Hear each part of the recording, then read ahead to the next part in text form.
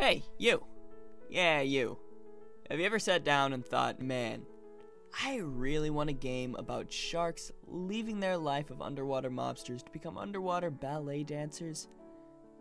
If you have, I don't think I got the game for you, but I do have a game based off the hit movie Shark Tale, starring Will Smith.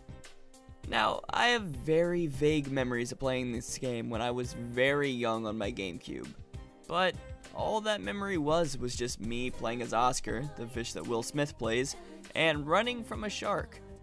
Naturally, because this is a movie game, I expected it to be terrible. While I by no means think it's a masterpiece, I actually think it was not as bad as I thought it was gonna be. Sure, the animation's pretty bad, and Crazy Joe's teethy smile will haunt me forever in my dreams, but I didn't hate playing it. Maybe it's because I was streaming it at twitch.tv/Dragidos, shameless plug, and that made me enjoy playing it because there was an audience with me, but I streamed Jet Set Radio, and as much fun as I had, and as much as I loved the atmosphere and music, I wasn't a fan of playing the game.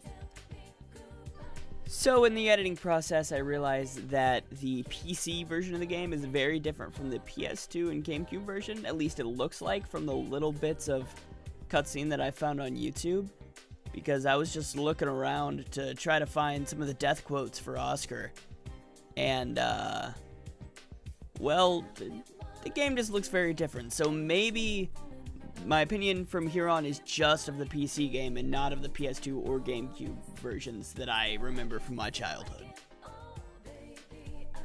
Alright, now talking about the way the game opens up.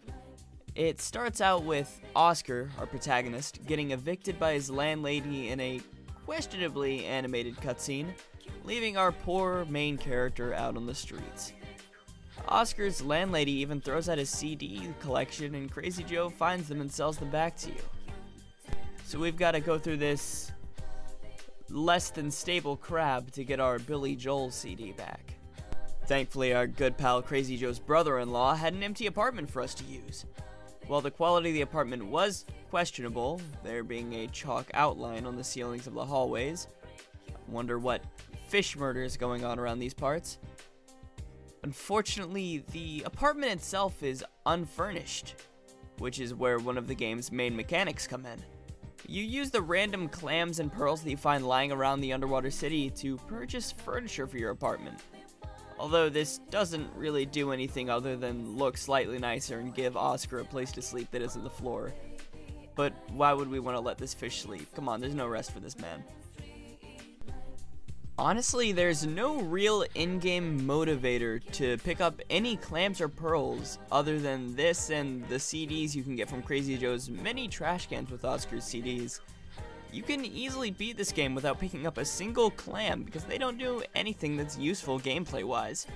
However, if you like your cosmetics and collectibles, it's a nice touch, I guess. And for the actual gameplay, the gameplay's pretty simple.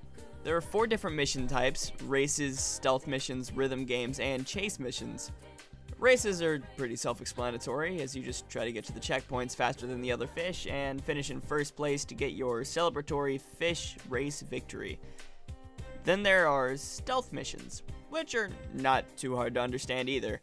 There are crabs sitting there with flashlights that they're moving around. You need to avoid the beams of flashlights and get to whatever the objective of the level is, whether it be electrical switches or your fish girlfriend's purse. It's not that simple, however. There are also barracudas swimming around that you need to avoid.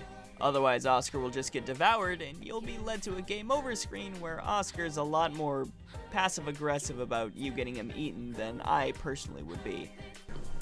Ow! What you got in here? Acid reflux disease?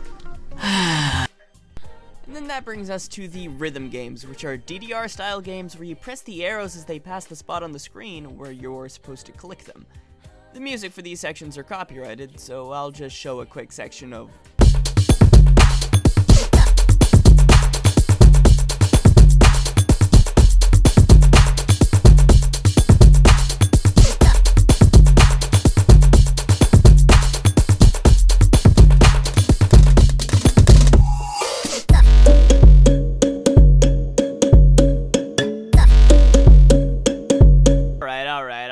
with enough royalty-free music for you, let's get on with the video.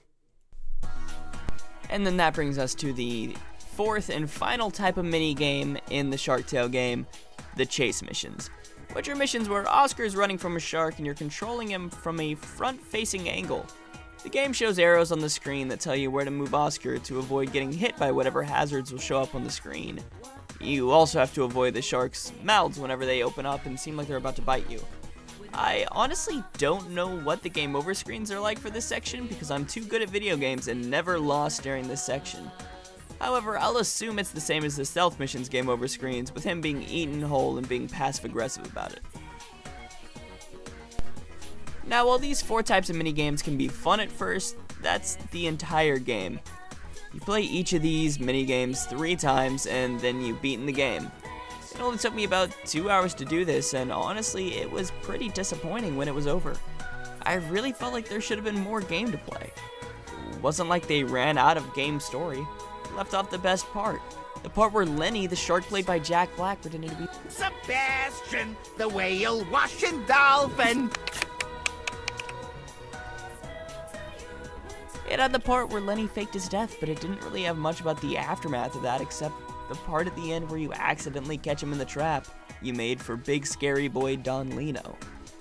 If they had maybe included another chapter that included this little story and maybe added some side missions in that area, it would have added some much needed playtime, and it would not have cut anything from the story. But honestly, after you finish each of the minigame types, you really have no reason to finish the game. Finishing it doesn't even feel that satisfying because the levels don't even get that much harder. A new enemy is introduced in the final stealth section, not even at the middle, but at the very end with the piranhas, but they aren't even harder than the barracudas. I even had less trouble with the piranhas than I did the barracudas in the very early stealth levels. You should never have an enemy that's easier than the first enemies introduced in your later levels. Honestly, I was disappointed by just how average the Shark Tale game is. When I went in, I was expecting to be able to meme the crap out of this game and just have a really fun video on it, but honestly, I don't have enough to talk about. I played the game, I beat the game, and then that was it. See, there's really no reason to play the Shark Tale game if you've already seen the movie, unless you're just a really big super fan of the movie, or really love Will Smith, or if you're just playing it for the meme like I did. Now, it's in no way a terrible game. In fact, it's a lot better than I thought it was going to be at first, but it's not a good game either. Honestly, I would have preferred if it was really bad, because then I'd have something to make fun of with this game and something to talk about. But there's just nothing to talk about with this game. Now, if you need your dose of Will Smith fish, Jack Black shark, and many more, I think if you watch the movie, you'll have a much better time. Even if it will take the same amount of time to play or watch either one of them. If you watch this video, that's pretty much just 8 minutes of me talking about how boring the Shark Tale game is.